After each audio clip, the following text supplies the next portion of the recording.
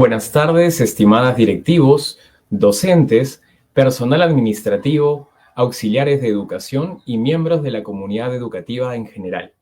Mi nombre es Waldo Neves Lezameta, soy especialista en comunicaciones estratégicas de programas formativos para la Dirección de Fortalecimiento de la Gestión Escolar y en esta oportunidad estaré a cargo de la moderación de este webinar, denominado Desaparición de personas, herramientas claves para la comunidad educativa. Este espacio es resultado de un trabajo conjunto entre el Ministerio de Educación, el Ministerio del Interior y el Ministerio de la Mujer y Poblaciones Vulnerables, y tiene como propósito brindarle a la comunidad educativa en general herramientas clave que los ayudarán a saber cómo prevenir y actuar ante un caso de desaparición.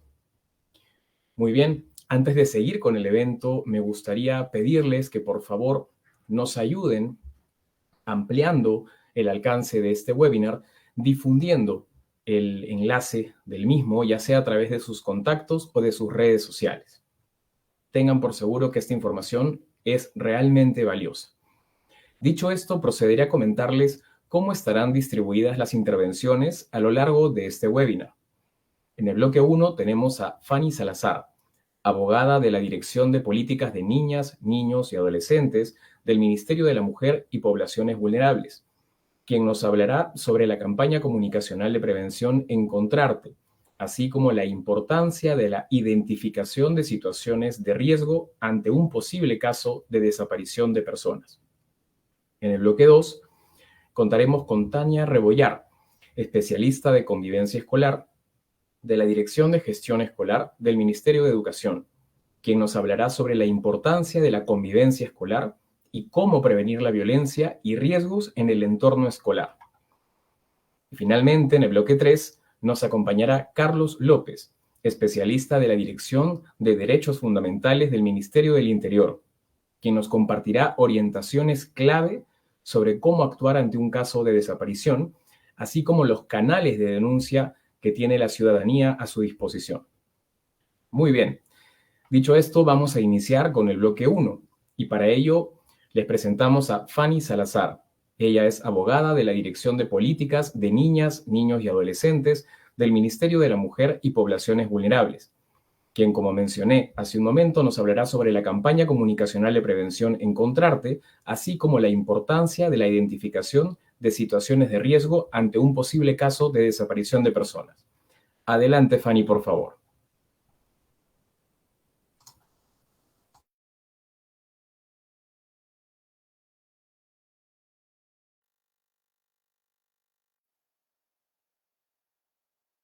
Perdón, me estaba desactivado. Discúlpeme, buenas tardes. Vamos a iniciar justamente con el tema que tenemos nosotros justo por darles a conocer. Muy buenas tardes a todas y todos. Como ya lo han mencionado, soy de la Dirección de Políticas de Niñas, Niños y Adolescentes, del Ministerio de la Mujer y Poblaciones Vulnerables. Y bueno, en esta oportunidad les queremos comentar acerca de la campaña comunicacional Encontrarte, ¿no? Bueno, esta campaña, como aquí lo mencionamos, está referida justamente a las situaciones de desaparición de niñas, niños y adolescentes específicamente, ¿no? La desaparición es una situación multicausal que puede darse ya sea por la propia voluntad de la persona que ha sido reportada como desaparecida o por algunas situaciones ajenas a esta, ¿no? Este último supuesto implica un problema más grande, ¿no? Que sí es una situación, un problema público que es necesario justamente atender y el cual resulta importante y relevante para las autoridades, ¿no?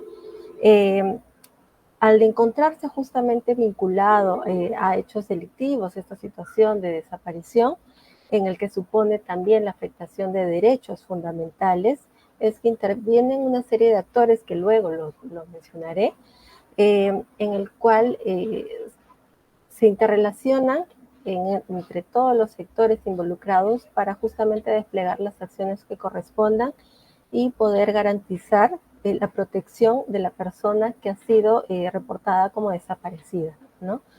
La desaparición de mujeres, de niñas, niños y adolescentes constituye justamente una manifestación de violencia contra las mujeres.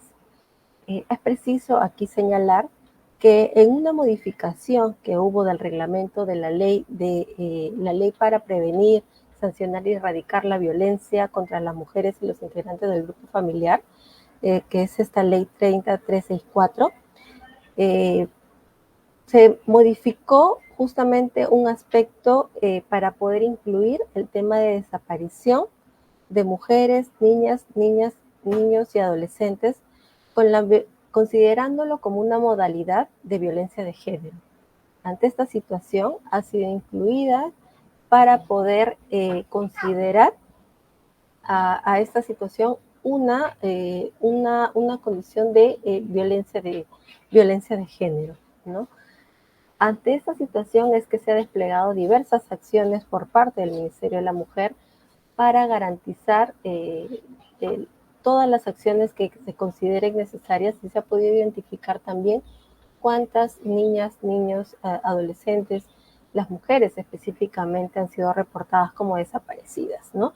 Y aquí tenemos que en el año 2023 la policía registró un total de 18.192 denuncias por desaparición.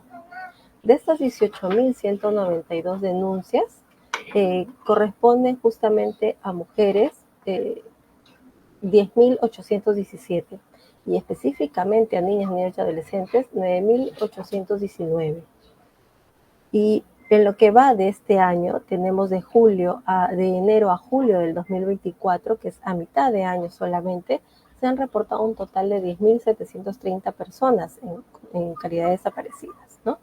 De las cuales 6.196 corresponden a mujeres, que es un 57.4%, y de ellos son 5.743 que son niñas, niños y adolescentes reportados como desaparecidos, ¿no? Entonces, ante esta situación y considerando la modificación del reglamento de la ley para prevenir, sancionar y erradicar la violencia contra las mujeres del grupo familiar, se inició con la campaña Encontrarte. Desde el año 2023 contamos con esta campaña y justamente tiene como objetivo abordar todos los factores de riesgo para poder actuar inmediatamente en cuanto a las instituciones competentes, que aquí involucra también al Ministerio de Educación, para poder trabajar justamente en marco de esa currícula que tienen, con los docentes,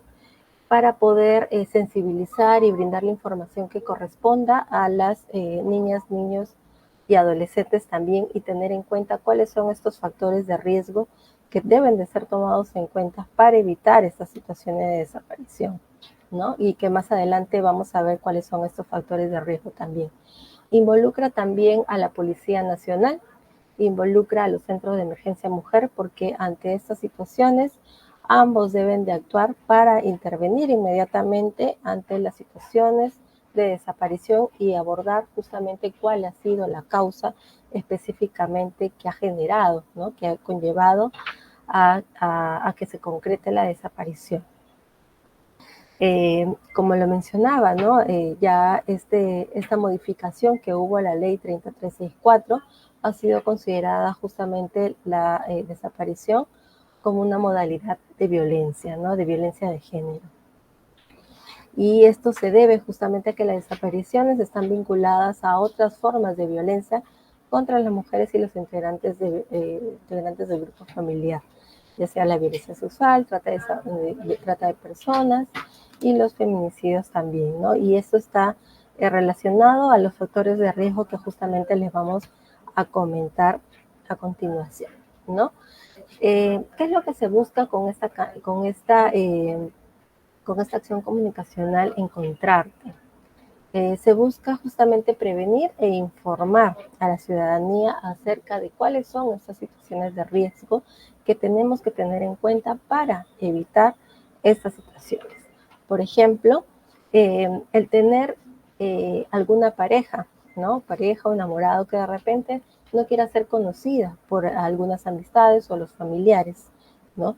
estas actitudes conllevan a generar ya una cierta duda, alguna cierta alerta de poder identificar el por qué no quiere ser conocido por otras personas, ¿no? Por el círculo al menos más cercano. Eso debe de ser una alerta para todas y todos, ¿no? El tener en cuenta de esta persona que no quiere ser identificada. También el sufrir algún tipo de violencia dentro del entorno familiar, esto conlleva a que también la persona que ha sido violentada dentro del entorno familiar quiera huir necesariamente de ese lugar donde supuestamente tendría que ser el lugar protector, ¿no? Para un mejor desenvolvimiento. Entonces, al encontrar violencia, necesita huir del lugar y esto conlleva a que también justamente como tenemos el siguiente punto, pueda encontrarse con personas que pueda llevarlas hacia otro rumbo, y ahí tenemos también el involucramiento de trata de personas, violencia sexual, trasladarlas, ¿no? a otro lugar distinto para explotarlas sexualmente, y otras situaciones también que puedan ser desencadenadas a raíz de esta situación, ¿no? Con todo ello también puede ser víctima de falsas oportunidades, ¿no? De falsas oportunidades laborales, solamente encontrarse o comunicarse con algunas personas que solamente quieren tener algún tipo de favorecimientos, solamente para algunas situaciones específicas, explotarlas. Entonces, esto conlleva a que también pueda tener algún contacto con personas desconocidas y que se aprovechen de la situación en la que está pasando por los factores justamente de violencia, ¿no? Que puede encontrar en el hogar. Y también generado por algunas exparejas de que al terminar una relación puede que no acepten esta decisión y que insistan justamente a retomar la relación en insistencia de poder llevar un camino diferente en el que la víctima no quiere, y puede generar también, puede desencadenar a las situaciones de desaparición, como en muchos casos hemos podido identificar, ¿no? En las noticias y en muchos casos de repente cercanos, ¿no? Que hemos podido de repente visualizar de cómo es que llegó a desencadenar su desaparición, ¿no? ¿Por qué se dio? ¿Cuál fue el motivo específicamente de que llevó a que se concrete justamente la desaparición de esta persona, y específicamente de las niñas, niños y adolescentes también, ¿no? Por eso que el objetivo de esta campaña también es informar sobre los canales de ayuda que debe de brindar justamente el Estado para actuar ante estas situaciones. Como ya lo mencionaba, hay varios actores que intervienen para poder evitar las desapariciones, ¿no? El MINEDU, el Ministerio de Educación, es un sector bastante importante porque a través de ellos podemos sensibilizar a las niñas, niños y adolescentes de qué es lo que tenemos que tener en cuenta para evitar estas situaciones, en quién tenemos que confiar o cómo podemos recurrir a los canales de ayuda que justamente tenemos, y está en la imagen que estamos compartiendo, ¿no? Recurrir a la comisaría, de repente acudir también a un CEN para poder buscar algún tipo de ayuda y evitar estas situaciones, ¿no? Estos sectores, estos servicios que son brindados por el Estado son bastante importantes y nos permite generar también esa información que nosotros necesitamos y poder servirnos de evitar cualquier otro tipo de afectación de derechos que pueda también desencadenar estas desapariciones, ¿no? Porque evidentemente la desaparición afecta afecta los derechos fundamentales, ¿no? La vida, la integridad, la libertad, la seguridad personal, ¿no? Se ven en riesgo todas estas situaciones. Eh, dentro de esta campaña Encontrarte, se han realizado también diversas sensibilizaciones en las instituciones educativas, Son más que todos emblemáticas los colegios en los que se han realizado talleres, charlas educativas. Y aquí un ejemplo de cuáles son las instituciones en las que se ha intervenido como Ministerio de la Mujer, y se ha trabajado específicamente con 8.490 en lo que va del año, ¿no? En lo que va del año 2024, y en las que se ha podido justamente difundir cuáles son estas medidas preventivas, cuáles son estos factores de riesgo que hay que tener en cuenta y que hay que identificar para poder evitar estas desapariciones, ¿no? Y que no se puedan justamente concretar. Estas son las instituciones educativas en las cuales hemos intervenido como Ministerio de la Mujer el presente año, y sí es bastante importante también resaltar el rol que tienen justamente los profesores, el nivel educativo en esta situación, ¿no? Como ya lo mencionaba también durante la campaña comunicacional, la acción comunicacional se ha iniciado el año pasado, ¿no?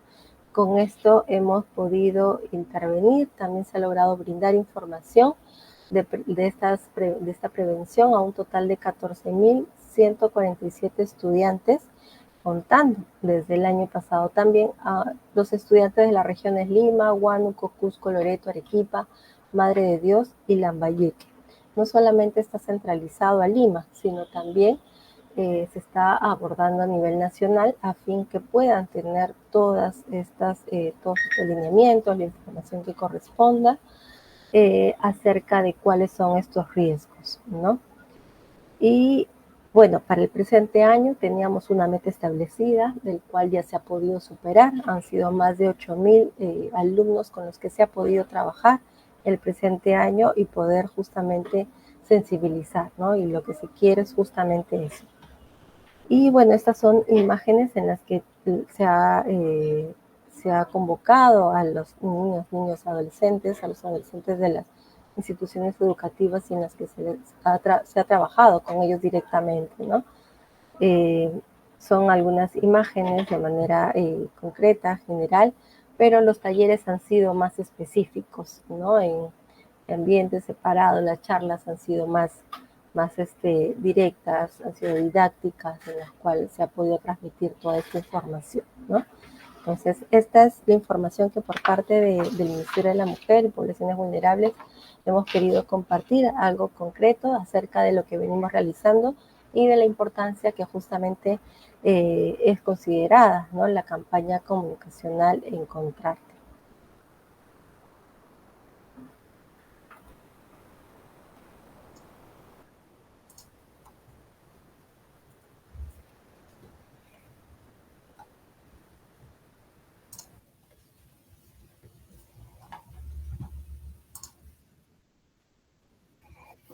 Muy bien, agradecemos a Fanny Salazar, abogada de la Dirección de Políticas de Niñas, Niños y Adolescentes del Ministerio de la Mujer y Poblaciones Vulnerables, por haber compartido con nosotros información realmente importante. Y quisiera resaltar también el siguiente mensaje clave. Es importante que recordemos que no se deben esperar 24 horas para denunciar una desaparición, y que debemos estar muy atentas y atentos para poder identificar con claridad cuando estamos ante una situación de riesgo. Muy bien. Ahora, antes de pasar al siguiente bloque, quiero saludar y agradecer profundamente a todas las personas que nos están acompañando en esta transmisión desde diferentes regiones del Perú. Que estén acompañándonos en este momento demuestra su compromiso con la gestión escolar y el bienestar de las y los estudiantes. Muy bien, ahora continuaremos con el segundo bloque, donde Tania Rebollar, especialista de convivencia escolar de la Dirección de Gestión Escolar del Ministerio de Educación, nos hablará sobre la importancia de la convivencia escolar y cómo prevenir la violencia en el entorno escolar. Adelante, Tania, por favor.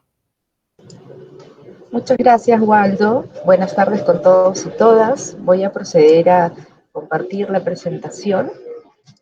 Para iniciar con la presentación de ahora, me confirma si es que lo pueden ver, por favor. Bien, entonces, como ya han mencionado, en el Ministerio de Educación nos interesa también que las escuelas sean un entorno seguro, ¿no? Y cuando hablamos de las escuelas y el entorno escolar, estamos hablando también de los espacios y las zonas o barrios que rodean a la escuela. Y también estamos hablando de los riesgos que existen a nivel virtual, ¿no? Creo que estos dos puntos están siendo actualmente algunos retos que presentamos quienes trabajamos y atendemos en temas de protección a niños, niñas y adolescentes.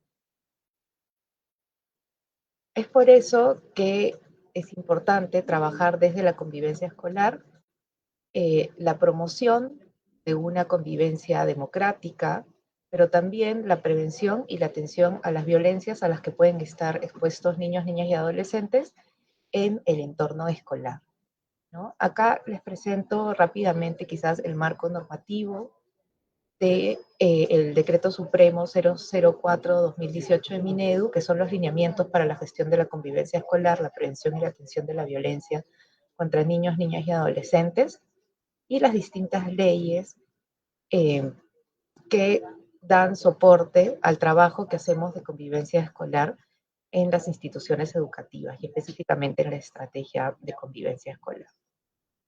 Entonces, existen disposiciones y obligaciones en las distintas instancias que proveen el servicio educativo, como vemos aquí, y también a nivel intersectorial, ¿no?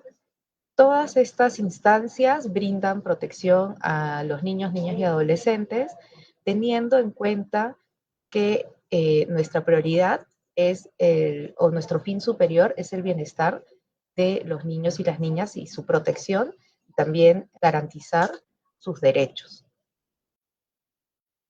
Entonces, a eso apunta, de hecho, la convivencia escolar, ¿no? Al bienestar de niños, niñas y adolescentes.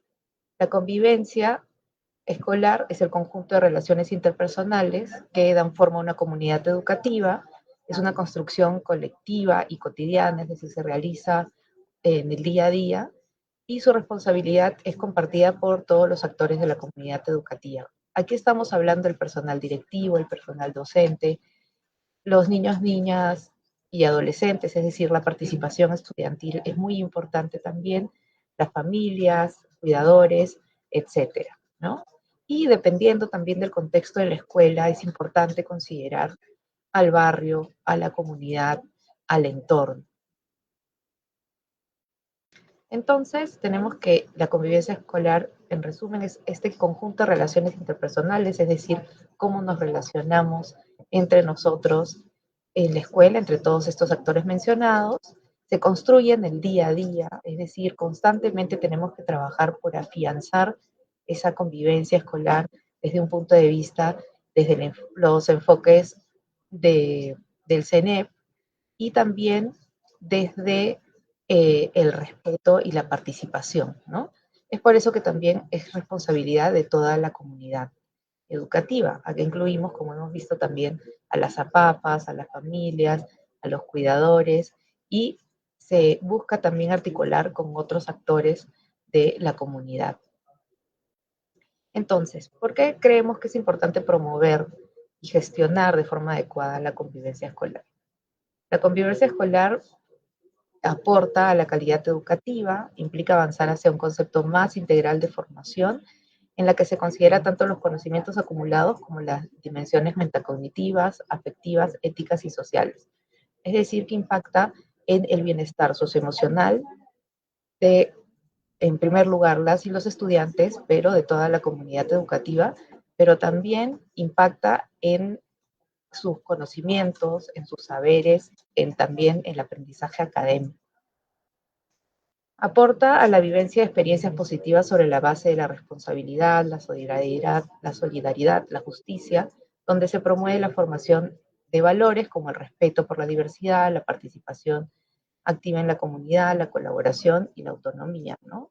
Valores que vamos a ver que son necesarios para justamente tener una sociedad democrática y afianzar la ciudadanía en las y los estudiantes.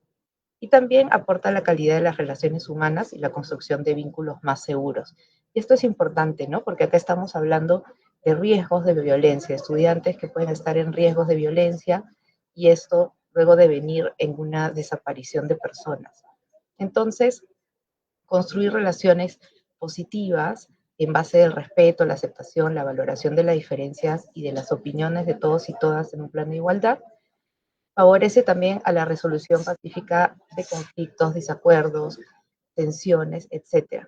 Pero además lo importante aquí es que nos da herramientas para identificar situaciones de riesgo, para desde la participación también promover estrategias que nos ayuden a cuidarnos entre todas y todas. Primero yo como individuo, ¿no? Sabiendo identificar algunos riesgos, y luego también desde el respeto y la valoración de mis vínculos, también poner límites y tratar desde el respeto a todas las personas. Entonces, es importante prevenir la violencia en la escuela porque vemos que cuando hay violencia en la escuela, en el entorno escolar, cuando hay niños, niñas, adolescentes que viven en un entorno de violencia, tanto en la escuela como fuera de la escuela, esto dificulta el aprendizaje y incide en el abandono de su trayectoria educativa. También produce daños físicos y psicológicos que se extienden más allá de la institución educativa y es un factor de riesgo que incrementa las posibilidades de emprender trayectorias de vida problemáticas, delincuencia, violencia familiar, consumo de drogas, trato de personas, entre otros.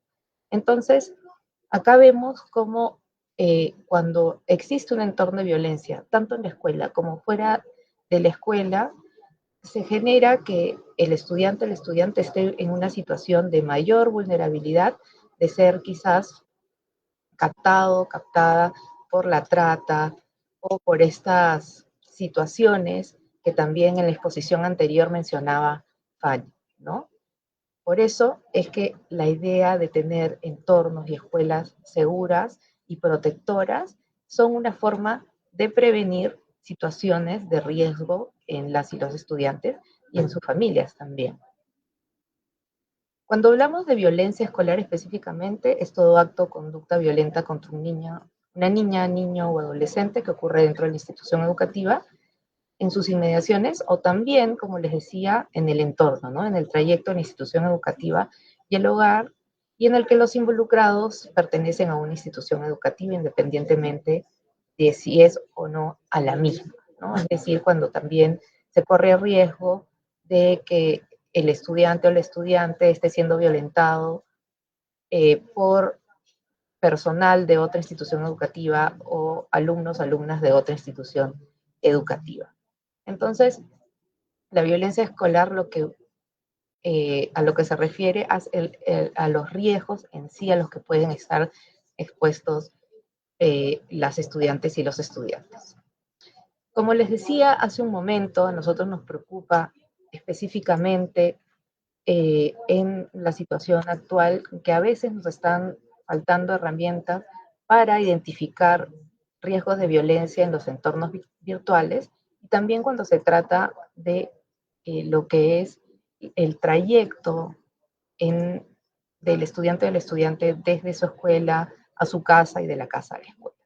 Entonces, en la presentación de hoy lo que queremos hacer es un poco dar a conocer algunos riesgos de violencia que existen en el entorno digital, ¿no? Que pueden también generar, como les decía, luego una situación de vulneración ante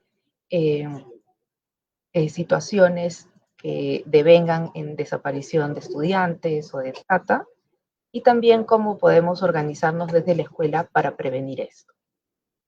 El primer concepto que les queremos presentar es el ciberacoso o ciberbullying, ¿no? Que es cuando usamos el Internet o las redes sociales para intimidar. Y esto se ha convertido en una de las principales formas en que niñas, niños y adolescentes se lastiman entre sí. De hecho, acá que las personas que están viendo este webinar conocen justamente cómo los niños, niñas y adolescentes utilizan actualmente las redes sociales para hacer daño, ya sea a una persona, un compañero, una compañera, individualmente o también hay en grupo, ¿no? Se generan grupos, cuelgan imágenes comprometedoras, publican datos que los perjudiquen o avergüencen a su compañero o su compañera. También casi todos los niños, niñas, sobre todo en la adolescencia, utilizan las redes sociales. Es imposible ya prácticamente pedirles que no las usen porque a través de esto se relacionan y afianzan también sus vínculos de amistad, ¿no? Entonces se, se les molesta a algunos, a algunas cuando dejan comentarios ofensivos en algunas fotos, se envían mensajes amenazadores por redes sociales, se generan grupos o perfiles solo para molestar a una persona. Todo esto es el ciberbullying y hay que tener en cuenta acá que el ciberacoso, ciberbullying, normalmente es, en realidad una de sus características es que es intencional, ¿no? Y repetitivo, ya sea de una persona a una persona o de un grupo de personas a otra persona, ¿no? Y sobre todo entre estudiantes. El acoso sexual o sextorsión es otro de los riesgos que podemos encontrar si no se usa de forma adecuada las redes sociales, ¿no? Es una forma de chantaje en la que se amenaza a la víctima. Muchas de ellas normalmente son niñas y adolescentes, mujeres, como ya lo hemos visto también, y se amenaza con la difusión de imágenes, videos o mensajes de contenido sexual sin su consentimiento. Algunos de estos ejemplos puede ser compartir imágenes, materiales audiovisuales o audios con contenido sexual. Esto cabe acá resaltar que es un delito, ¿no? Que está penado con hasta 6 años de cárcel. También, y ya hemos visto algún caso, tanto en Perú como en otros países, de otros estudiantes o personas que utilizan inteligencia artificial para generar imágenes o videos con contenido sexual de otras personas, normalmente sus compañeras, una vez más sin su consentimiento, y esto es muy importante, esto también está sancionado, y también compartir el pack o pasar el pack o una serie de imágenes, ¿no? Yo recibo un contenido y lo paso sin el consentimiento de otra persona.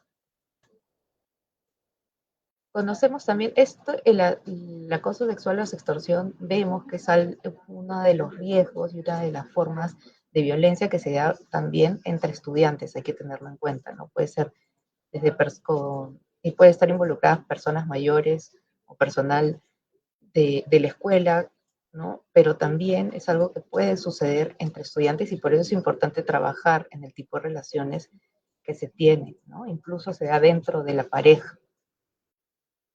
Otro de los riesgos es el grooming, que quizás cada vez es más conocido, que es el acoso sexual de una persona adulta hacia una niña, niño o adolescente por medio del Internet.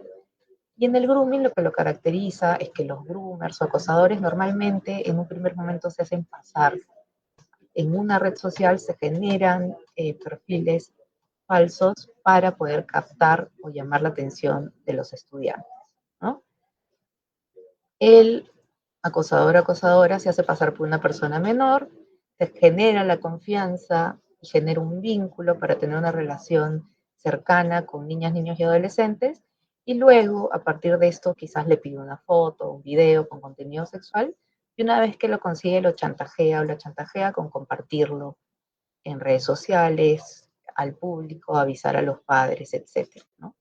En otras ocasiones también puede ser que la persona acosadora obtenga fotos y videos sexuales de la víctima sin necesidad de haber tenido contacto con esta persona anteriormente, mediante el robo de contraseñas, hackeo de cuentas, etcétera, y luego ya inicia el chantaje, ¿no? En ambos casos se trata de grooming, sobre todo porque grooming es porque se hacen pasar por menores de edad, ¿no? Es el caso de mayores de edad hacia menores de edad.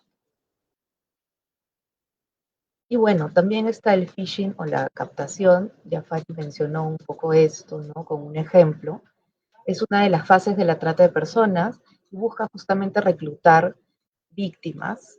Las personas reclutadoras pueden trabajar individualmente en redes y la mayoría de veces se comete esto mediante la fuerza, el secuestro, el rapto, etcétera, ¿no?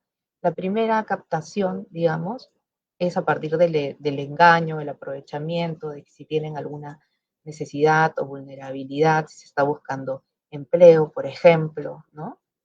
Y actualmente, sobre todo en el Internet, en las redes sociales, se ha posicionado como el primer lugar de la captación a través de Instagram, TikTok y Facebook, ¿no? Y acá podemos ver también un ejemplo de cómo existen estas publicaciones en donde se ofrecen empleos que luego son falsos, ¿no?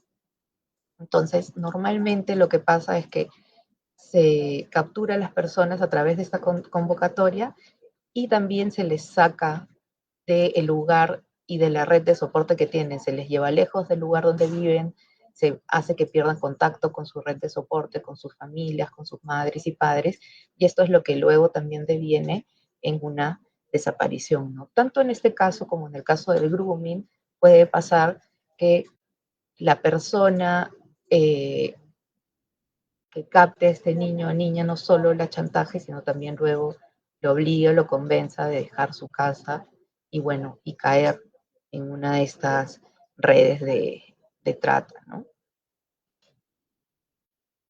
Luego tenemos el sharing, ¿no? O el compartir. Y acá me parece importante resaltarlo, porque a veces pensamos que solo las y los estudiantes o los niños, niñas, adolescentes se ponen en riesgo por su situación de vulnerabilidad y porque, bueno, su forma de quizás estar más relacionados con las redes, no tener mucho miedo a lo que pueda pasar, pero creo que también tenemos que ser conscientes de cómo las personas adultas y las personas que somos madres, padres o cuidadores, cuidadoras, y que somos de otra generación además, quizás no estamos siendo tan conscientes de que podemos estar nosotros mismos, nosotras mismas poniendo en riesgo a los niños, niñas y adolescentes que tenemos a nuestro cargo, ¿no? Y justamente de eso se trata el sharing, que es un anglicismo que proviene de compartir y, en inglés y paternidad, ¿no? Y consiste en que documento todas las fotos o videos de nuestras hijas e hijos y las comparto en redes sociales. Y a veces no estamos teniendo en cuenta su consentimiento, su privacidad y los riesgos que esto implica. Justo acaba de salir una campaña en donde está una persona con fotos de niños y de niñas, ¿no? Que son, se supone que son sus hijos, y está en la vía pública y comienza a regalar estas fotos, ¿no? Y luego les cuenta en qué colegio está el niño o la niña, qué actividades practica, etcétera, ¿no? Esto nos parecería quizás súper raro si lo vemos en la calle y nunca lo haríamos como padres. Lamentablemente en Internet toda nuestra información está expuesta, no está realmente segura, así nuestras redes sean seguras. Yo puedo tomar un pantallazo, una persona que yo conozco puede tomar un pantallazo y puede llegar y quedarse en el Internet y ya no lo podemos recuperar, ¿no? Entonces es importante también que las personas adultas tengamos en cuenta si estamos generando algún tipo de sobreexposición de los niños, niñas y adolescentes. Algunos riesgos de esta práctica, ¿no? De este compartir desmedido, sin tener en cuenta las consecuencias, es que justamente las imágenes e información que compartimos pueden usarse para el grooming, para la pedofilia, para hacer cyberbullying también. O sea, los mismos compañeros y compañeras de nuestro hijo o hija pueden usar la imagen que hemos publicado, que a nosotros nos parece linda, para hacer también cyberbullying o molestarlo, molestarla, el robo de identidad, el robo de datos personales, etcétera, y afecta también la imagen personal de los niños y las niñas, ¿no? Esta información forma parte de la huella digital que queda asociada a los datos personales, ¿no? Como les decía, ya luego nosotros esa información no la podemos recuperar, queda ahí en el ciberespacio. Entonces, tenemos que tener en cuenta que estamos generando una reputación en línea de las personas. ¿Cuáles son las consecuencias de la violencia en general, no? Ya un poco lo he ido mencionando y por eso hay que tener en cuenta qué información le damos a las niñas, niños y adolescentes. Es importante resaltar aquí que mientras ellos o nosotros conozcamos más estos riesgos y ellos también tengan esta información, van a poder generar mayores herramientas para protegerse. ¿no? Si yo comienzo a preguntarle a mi hijo, a mi hija, si estoy de acuerdo con compartir esta foto, y luego indago también, si no está de acuerdo, ¿por qué? Puedo estar identificando alguna situación de algún riesgo de bullying, puedo luego acompañar y atender también esta situación y evitar justamente estas consecuencias, ¿no? Que es como les decía, que abandonen su trayectoria educativa, que falten a clase, que afecten su rendimiento escolar con distintos problemas de aprendizaje, también generar impacto en su salud mental, ¿no? Tener estados de ansiedad o depresión, tener algún trauma físico o psicológico y también el riesgo de autolesiones, conductas de ataque o agresividad, ¿no? Incluso suicidios, la autolesión, etc. También el aislamiento con respecto a sus iguales, conductas de huida o evitación, apatía, síntomas depresivos, ¿no? Como irritabilidad, insomnio, pesadilla, falta de apetito, síntomas de ansiedad, inquietud, pesimismo, aprensión, sensación de tensión, miedo y síntomas de pánico.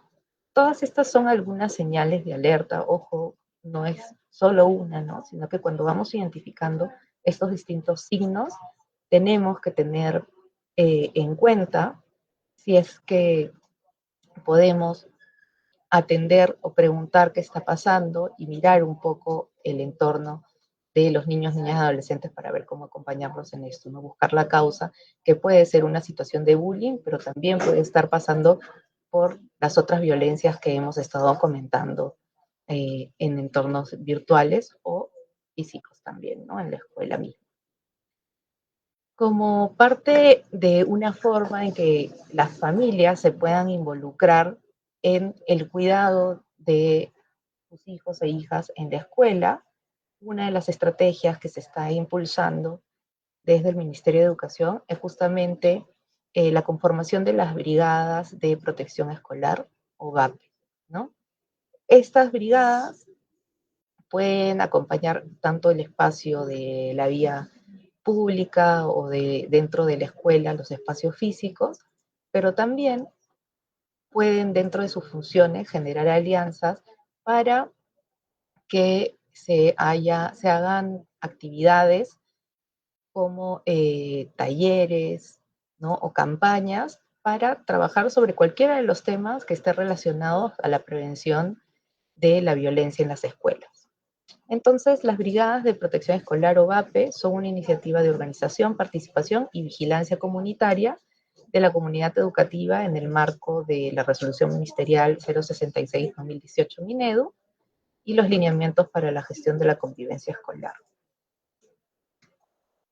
El objetivo de estas brigadas es promover que las instituciones educativas fortalezcan la participación de las familias en la protección y seguridad de los estudiantes mediante acciones de vigilancia social para prevenir situaciones de riesgo en alianza con entidades y servicios estatales y comunitarios de protección existentes en la comunidad. Entonces, lo que motiva es que sea un trabajo articulado de protección, que las familias estén involucradas en esto también. Para su implementación, ¿no? El Ministerio de Educación y las direcciones regionales de educación articulan y orientan las acciones para la implementación de las brigadas de protección escolar. Las UGELES son responsables de promover la constitución de las BAPE en todas las instituciones educativas de su jurisdicción, priorizando aquellas de mayor vulnerabilidad y riesgo social, en coordinación con la policía y el gobierno local, pero en realidad lo ideal es que todas las escuelas puedan tener este tipo de organización. Y la institución educativa en sí coordina con la dependencia policial de su jurisdicción, el gobierno local y otras instituciones públicas y privadas de la comunidad para la organización y capacitación de las BAPE conformadas por familias y apoderados. Lo que busca es velar por la seguridad y bienestar de las y los estudiantes en los momentos de ingreso y salida de la IE, para lo cual se puede coordinar tanto con la Policía Nacional como con Serenazgo, si fuera el caso, o en los casos de las zonas rurales, si es que existe una ronda campesina o si existe algún otro tipo de organización comunitaria, también podemos articular. También tiene que informar inmediatamente al personal directivo de la IE y la autoridad policial ante la identificación o sospecha de la existencia de riesgos para las y los estudiantes. Creo que esto es importante cuando hemos visto la información sobre la desaparición y que no hay que esperar a las 24 horas. La VAPE también puede ser una forma de identificar estos riesgos y poner alerta, ¿no? Estar alerta. Apoyar las acciones de prevención de la violencia y situaciones de riesgo que vulneran los derechos de niños, niñas y adolescentes. Y esto también tiene que ver con estar atentas a lo que sucede en el entorno de la escuela, ¿no? Cómo es el barrio, cuáles son los lugares, pueden ser un poco riesgosos, donde se pueden estar más expuestos a robos, donde hay quizás lugares donde se ofrece licor, donde se ofrece drogas, cualquier situación de riesgo que las pueda poner en una situación de mayor vulnerabilidad. La VAPE está conformada, ¿no?, por madres, padres y apoderados de la PAFA y de los comités del aula, también madres y padres apoderados en general que se quieran involucrar. Hay un docente o una docente responsable, ¿no?, que es el promotor o promotora. Hay representantes de la policía escolar, porque como hemos dicho es importante también que las y los estudiantes participen, porque además ellos tienen otra visión y pueden expresar quizás mejor cuáles son los riesgos y incluso las necesidades que tienen para su propia protección, ¿no? Hay que siempre como ir a la fuente también. Y representantes de las juntas vecinales o quienes a sus veces también en el territorio. La organización de la VAPE es la siguiente. Las VAPE son promovidas por el director o directora de la escuela en coordinación con el Comité de Gestión del Bienestar y los comités del aula. Convocan el apoyo del personal policial. Normalmente debería haber un promotor de la Oficina de Participación Ciudadana en cada comisaría y también está el serenazgo municipal si hubiera, a fin de realizar labor preventiva y disuasiva alrededor de las instituciones educativas para prevenir situaciones de riesgo en perjuicio de las y los estudiantes. Entonces, lo ideal es hacer un trabajo coordinado, ¿no? Como ya mencioné, en zonas rurales pueden haber otro tipo de organización. La idea es que también participen y se les invite. Y bueno, una vez que está organizada y conformada la VAPE, la idea es que elaboren un plan de trabajo que incluya sus propios protocolos y las acciones que han identificado se deben hacer para el siguiente año, ¿no? Para todo el año. Se deberían basar en el diagnóstico que ha hecho la escuela y también deben plantear acciones específicas articuladas. Estos son algunos materiales que podemos enviarles luego, podemos compartir justamente que resume cómo se organizan las VAPES y también les puede servir para compartirlas con directores, directoras o con los docentes y las docentes. Y bueno, solo para cerrar, no quería dejar de comentarles que siempre para atender los casos de violencia escolar está el CICB, ¿no?, la plataforma de reporte de casos de violencia en la escuela. Aquí dejo todas nuestras formas de reportar los casos, ¿no?, nuestros canales de atención, y tengamos en cuenta que también tenemos el protocolo 6 en el que se puede informar a través de la línea del CICB, por ejemplo, ya que esto nos permite atender cuando existe violencia en las escuelas, fuera de la escuela, ¿no? Por ejemplo, en el entorno cercano o en los hogares de los niños, niñas y adolescentes. Bueno, conmigo es hasta aquí. Muchas gracias. Les dejo mis datos también por si tienen alguna consulta posterior.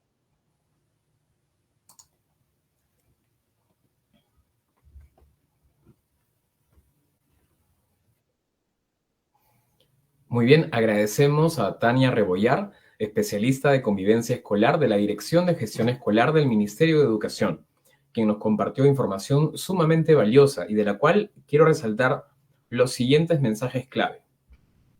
Primero, los niños, las niñas y adolescentes pueden tener un rol activo para prevenir las situaciones de violencia, acoso u otros riesgos a los que pueden estar expuestos, como a la captación para trata de personas, y para ello es necesario fortalecer o promover el desarrollo de habilidades socioemocionales, como la empatía, la autonomía, la asertividad, el pensamiento crítico, la evaluación de las consecuencias y generar competencias de autoprotección. En segundo lugar, considerando la dificultad para visibilizar delitos como la trata y la violencia sexual en línea, es necesario implementar diversas actividades para sensibilizar a la comunidad educativa. De esta forma, la comunidad estará atenta y realizará acciones de prevención y o detección temprana. Entre estos se cuentan talleres formativos, preventivos, dirigidos a estudiantes y las familias, ferias informativas, activaciones con participación de instituciones aliadas, entre otras acciones. Todo esto se verá potenciado con la organización de las Brigadas de Protección Escolar, las VAPE, en articulación con la comunidad y las autoridades locales. Bien, finalmente recordemos que además de que el reporte de los casos de violencia en el CICB ayuda a hacerle frente a la normalización de la violencia contra niñas, niños y adolescentes y actuar ante el encubrimiento de los distintos tipos de violencia, una escuela que reporta, atiende y repara es una escuela comprometida con la prevención y erradicación de la violencia escolar. Muy bien, finalmente vamos a ingresar al bloque 3, donde Carlos López, especialista de la Dirección de Derechos Fundamentales del Ministerio del Interior, nos hablará sobre cómo actuar ante un caso de desaparición, así como los canales de denuncia que toda la ciudadanía tiene a su disposición. Adelante, Carlos, por favor. Bien, muchas gracias, estimado Waldo. Mi nombre es Carlos Felipe López Vázquez. Soy especialista en la Dirección de Derechos Fundamentales de la Dirección General de Seguridad Democrática. El día de hoy quisiera brevemente conversar con ustedes, con todos los asistentes a este webinar, sobre la ruta de atención del sistema de búsqueda de personas desaparecidas y los canales de denuncia. Bien, el fenómeno de las personas desaparecidas digamos, es cuando una persona no se encuentra en su domicilio habitual, ¿no? No puede ser ubicada por sus familiares, por las personas que conoce, y esto puede darse por, digamos, por la voluntad propia de la persona, o puede también darse por situaciones relacionadas a delitos, ¿no? Sea como fuere, en ese sentido se hacen dos diferenciaciones. Una digamos, en la desaparición de personas y especialmente se hace énfasis en la desaparición de niños, niñas, adolescentes y mujeres, ¿no? Lo que son poblaciones vulnerables o personas en situación de peligro o desprotección, ¿no? Un poco para entrar o abordar este fenómeno, podemos brindar la siguiente data. El 38% de los niños, niñas y adolescentes se encontraba en una situación de desprotección familiar o riesgo, ¿no? Esta es una proporción bastante considerable en relación, además, a que el- la mayor parte de personas que, digamos, sufren el fenómeno de la desaparición es persona de sexo femenino. Es decir, las mujeres, niñas, niñas, adolescentes, tenemos que concluir que, digamos, es una población que se encuentra en un mayor riesgo frente a la desaparición, ¿no? En ese sentido, tenemos el sistema de búsqueda de personas desaparecidas y la Policía Nacional es el principal actor en la búsqueda de las personas, ¿no? Como primer paso, una persona debe denunciar inmediatamente la desaparición de una persona de sus familiares, hijos, hijas, padres, sobrinos, nietos, ante la comisaría, ¿no? Puede ser también ante la de PINCRI y la División de Investigación de Búsqueda de Personas Desaparecidas. Se informa sobre las circunstancias de la desaparición y, si es posible, se entrega una foto más reciente de la persona desaparecida. Es necesario brindar un conjunto de datos que son importantes para poder ubicar a la persona, su nombre completo, ¿no? Por ejemplo, algunas marcas, descripción física de la persona, algunos signos que nos lleven inequívocamente a identificarla al personal policial cuando realice sus diligencias de investigación. Sin embargo, esta no es evidentemente eh, es importante brindar la mayoría de los datos, pero esto no es óbice para que no se pueda presentar una denuncia. Así también, la policía nos pedirá nuestro documento nacional de identidad. Sin embargo, este tampoco es un requisito indispensable para interponer una denuncia, ¿no? En ese sentido. La policía registrará la denuncia, ¿no? Y publicará una nota de alerta, ¿no? Además, se publicará también una nota de alerta o la nota AMBER, ¿no? En el caso de niños, niñas, adolescentes y personas en situación de vulnerabilidad, ¿no? Adicionalmente a la nota de alerta. Y además, adicionalmente a esta nota de alerta, a esta publicación, digamos, se entrega gratuitamente una copia de la denuncia y una copia de la nota de alerta, ¿no? Esto es un derecho que tiene la persona que está interponiendo la denuncia. Finalmente, claro, eso es lo que les comentaba, si la persona desaparecida es niño, niña, adolescente, mujer víctima de violencia de alto riesgo, es básicamente como la norma jurídica lo establece, se activará la alerta de emergencia por una mayor difusión, la alerta AMBER. Enseguidamente la policía iniciará las labores de investigación y búsqueda, ¿no? Solicita apoyo de diversas instituciones, también de la Central de Emergencia 105, de las dependencias policiales, hospitales, incluso de migraciones, ¿no? Para dar con el paradero, la ubicación, y se constituirá también a los últimos lugares en donde la persona que ha desaparecido ha sido vista por alguna persona, ¿no? Bien, varias cosas importantes, ¿no? No se tienen que esperar 24 horas desde la desaparición para denunciar. Esto es algo que en el pasado, digamos, las personas tenían esa noción, ¿no? De que una persona tenía que esperar 24 horas. Sin embargo, esto es falso, ¿no? Una persona no tiene que esperar 24 horas. Apenas se sepa o apenas, digamos, se tenga la noción o se conozca la desaparición de una persona, se puede denunciar, ¿no? Puede interponerse la denuncia, dado que dejarlo al albur es bastante peligroso, porque efectivamente si una persona desaparece y eso está ligado a un delito, pues las primeras horas son cruciales para ubicar a la persona. Mientras pasen más las horas, la persona es menos ubicable, ¿no? Además, es importante tener en cuenta que cualquier persona puede denunciar la desaparición. No es necesario ser un familiar, aunque esto es lo más usual, ¿no? Ser un familiar o tener vínculo con la persona desaparecida. Además, si las personas tienen información, han podido ver, conocen, saben del paradero de una persona o han podido verla en algún lugar, eh, se, digamos, se llama o se recuerda a las personas, ¿no? Que pueden llamar a la línea 114, ¿no? Esta línea es gratuita, ¿no? Además, esta línea también ofrece la asistencia a las personas para que puedan ubicar los lugares cercanos a su distrito, su localidad, ¿no? Para que puedan interponer la denuncia también, ¿no? Recuerda que el uso responsable, también es importante tener un uso responsable de esta línea, ¿no? Va a contribuir a que más personas puedan ser ubicadas, ¿no? Además garantiza una búsqueda rápida y eficaz de las personas desaparecidas, ¿no? Por otro lado, y también lo tenemos que mencionar, y es importante que lo sepan los asistentes, ¿no?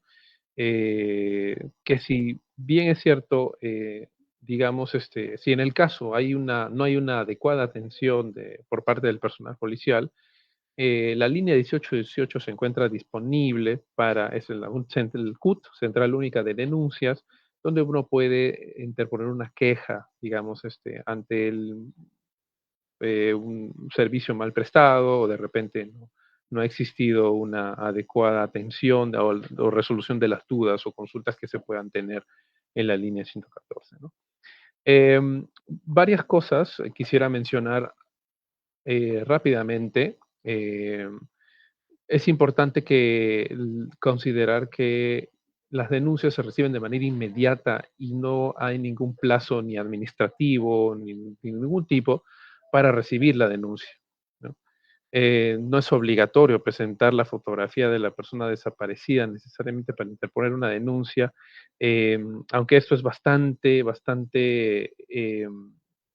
digamos, importante o ayuda bastante a ubicar a la persona, pero ante la falta de datos que no se han y así lo dice la norma jurídica, que no sean, digamos, esenciales, ¿no? Para la ubicación de la persona, las autoridades, la Policía Nacional del Perú está en la obligación de poder agenciarse o poder coordinar con otras instituciones para lograr recabar los datos de la persona, incluida la fotografía, efectivamente. No es obligatorio tener tu DNI para que recepcionen tu denuncia también, ¿no? Esto ya lo habíamos mencionado. Una persona puede acercarse, digamos, a presentar, no es un condicionante, ¿no? Para recibir una denuncia. Entonces, eso es importante que lo puedan conocer.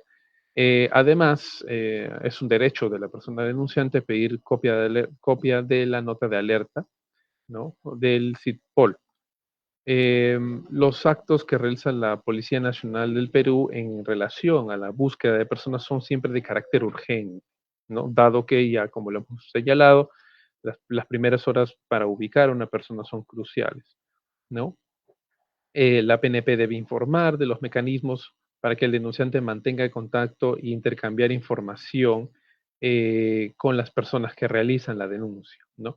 También es importante, y hay que mencionarlo, que las personas también, al conocer del paradero de sus familiares, de las personas que han reportado o han denunciado a través de una desaparición, tengan a bien también comunicarlo debidamente en la comisaría en cual interpusieron esa denuncia, ¿no? Para, digamos, que pueda reportarse esta persona como aparecida, ubicada, ¿no? En el caso de mujeres, también en relación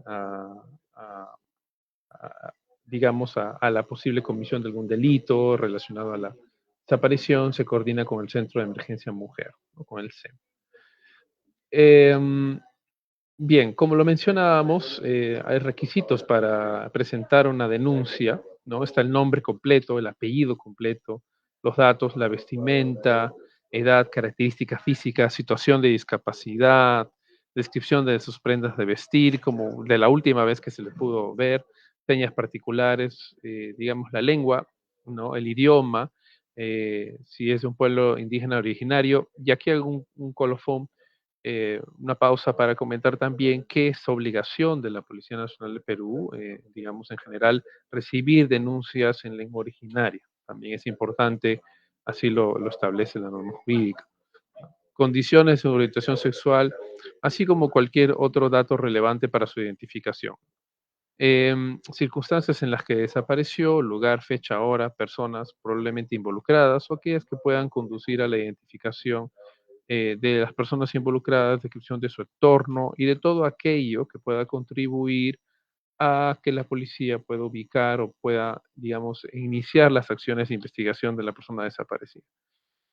Una fotografía de la persona, aun cuando no sea estrictamente necesario para recibir la denuncia, es importante tenerlo a la mano para, digamos, generar esta alerta de emergencia, ¿no? Como lo mencionábamos, ¿no? Este es un panel de canales de denuncia, tenemos la 1818, ¿no? Ante estos casos también, conductas indebidas del personal policial del Ministerio del Interior, violencia contra la mujer y grupos y los integrantes del grupo familiar, trata de personas, punto de venta de drogas también. Son canales de atención, denuncias mininter.gov.p, tenemos también el correo denuncias@mininter.gov.p, la línea Gartita 1818, son canales importantes, ¿no? La línea 114, lo reiteramos, es la línea específicamente para estos casos, ¿no? Y en ese sentido, agradezco mucho a la invitación del Ministerio de Educación para este webinar y en ese sentido agradezco mucho la atención prestada. Muchísimas gracias.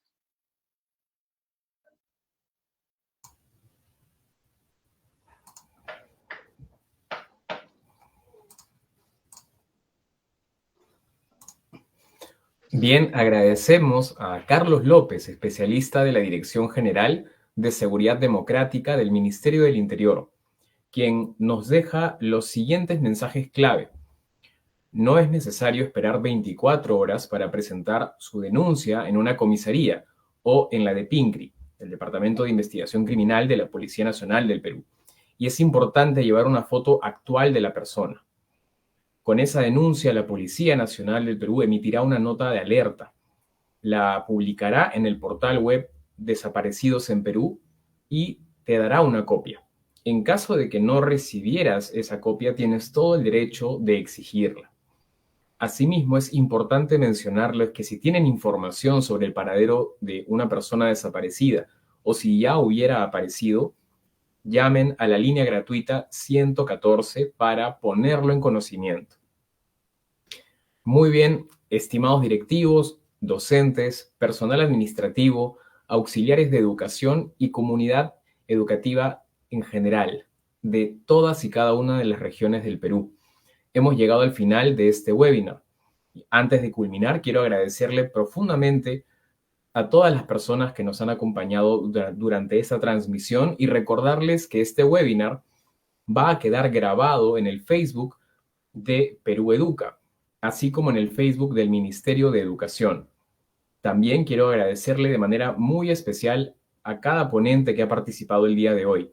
Estoy seguro de que sus presentaciones han sido y seguirán siendo de muchísima ayuda para la comunidad educativa. También le recuerdo a todas las personas que están conectadas que la grabación de este webinar, así como del webinar que se hizo bajo la misma temática el 19 de agosto pasado, van a estar alojados en el transcurso de hoy día en el portal web de directivos, al cual pueden acceder ingresando a www.directivos.minedu.gov.pe. Y la ruta para llegar a este material que va a quedar grabado y que se ha compartido hoy es la siguiente. Primero van a ingresar a la sección Recursos de Gestión. Luego van a seleccionar la sección Recursos temáticos. Y finalmente van a entrar a la subsección denominada Sistema de búsqueda de personas desaparecidas en Perú.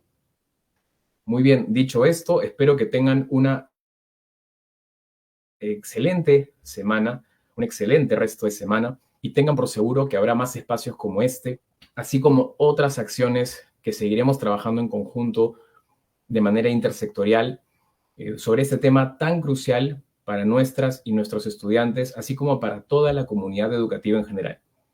Conmigo será hasta una próxima oportunidad. Hasta luego. Perú Educa.